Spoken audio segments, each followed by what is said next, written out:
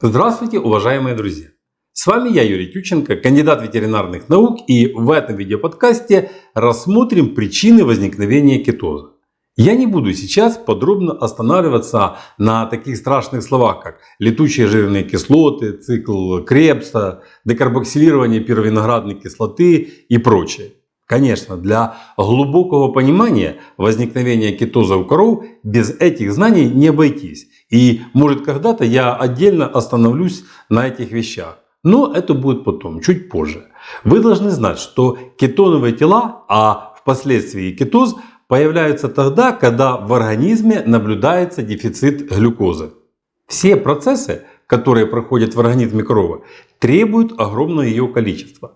Для роста и жизнедеятельности микроорганизма рубца необходима глюкоза. Для образования молока необходима глюкоза. Для роста и поддержания жизни самой коровы тоже необходима глюкоза. Например, только для синтеза 1 литра молока требуется 50-60 граммов глюкозы.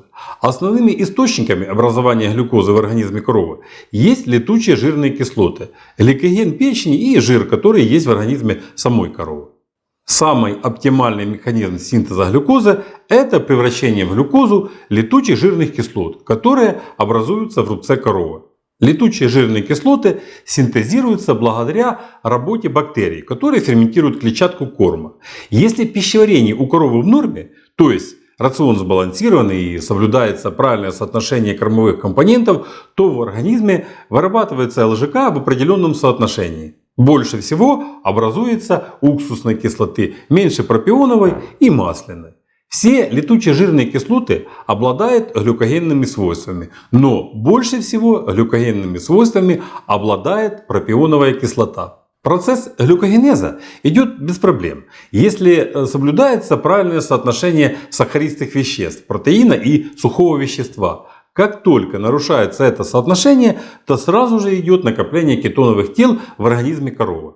Например, при скармливании корове избыточного количества кислых кормов, силоса, жома или борды, в которых много органических кислот, pH рубцового содержимого сдвигается в кислую сторону. При этом идет угнетение жизнедеятельности рубцовой микрофлоры, и баланс образования летучих жирных кислот тоже нарушается. А значит, синтез глюкозы тоже замедляется. Если угнетается рубцовая микрофлора, то это значит, что нарушается не только гидролиз кормов, но и снижается синтез биомассы микроорганизмов, которые являются важнейшим источником белка для коровы. Поэтому при закислении рубца наблюдается не только накопление кетоновых тел и развитие кетона, но одновременно наблюдается и развитие белковой недостаточности. Также следует помнить, что часть глюкозы, которая есть в организме коровы, идет и на нейтрализацию излишка кислот, которые есть в рубце. Хроническая углеводная недостаточность приводит к тому, что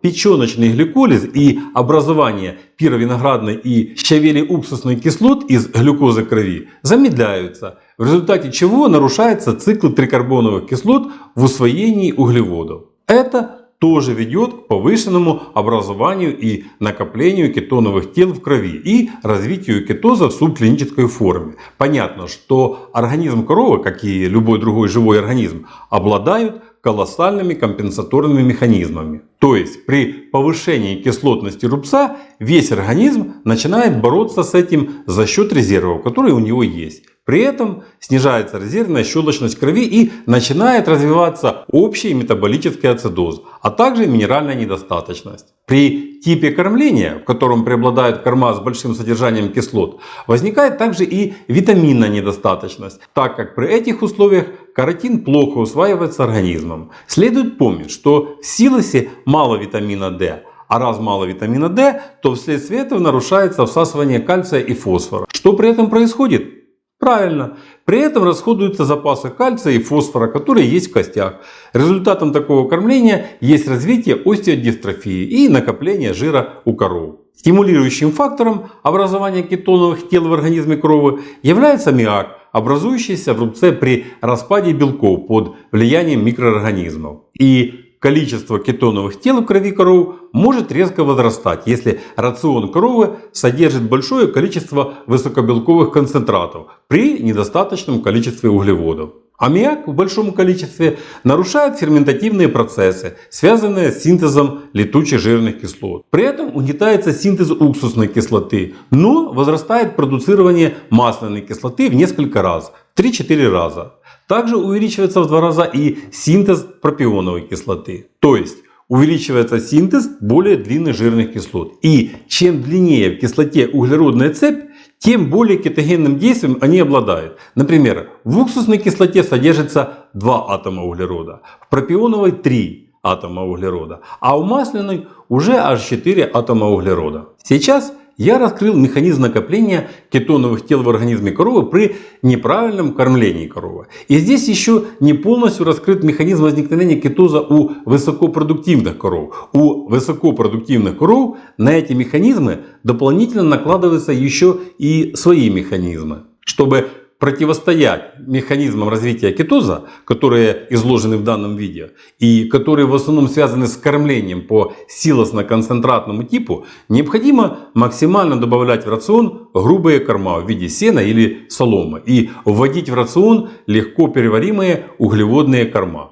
Если кормление коровы идет по силосно-концентратному типу, то надо стараться максимально изменять рацион в сторону сенажа, так как он не является кислым кормом. Ну и, конечно же, необходимо особое внимание уделять качеству заготовки силоса и не допускать нарушения технологии его заготовки. Следует помнить, что даже избыток молочной кислоты может привести к закислению рубца. А если нарушать технологию заготовки силоса, то это приведет к замещению молочной кислоты на масляную. Она еще более ацидозна, чем уксусная кислота. В последующих видео мы рассмотрим механизм образования кетоза и субклинического кетоза у высокопродуктивных коров. И если кетоз у коров средней продуктивности может проявляться в результате неправильного кормления, то кетоз у высокопродуктивных коров может проявиться не только при неправильном кормлении, но и при правильном кормлении. И в этом случае для того, чтобы предотвратить кетоз, одного правильного кормления уже недостаточно. Необходимо применять специальные добавки и препараты, а также организовывать правильный комплекс кормления животного с учетом физиологических фаз самой коровы и ее продуктивных циклов. Но это будет в последующих видео. А пока на этом все. Здоровья вам и вашим коровам. Подписывайтесь на наш канал и до новых встреч!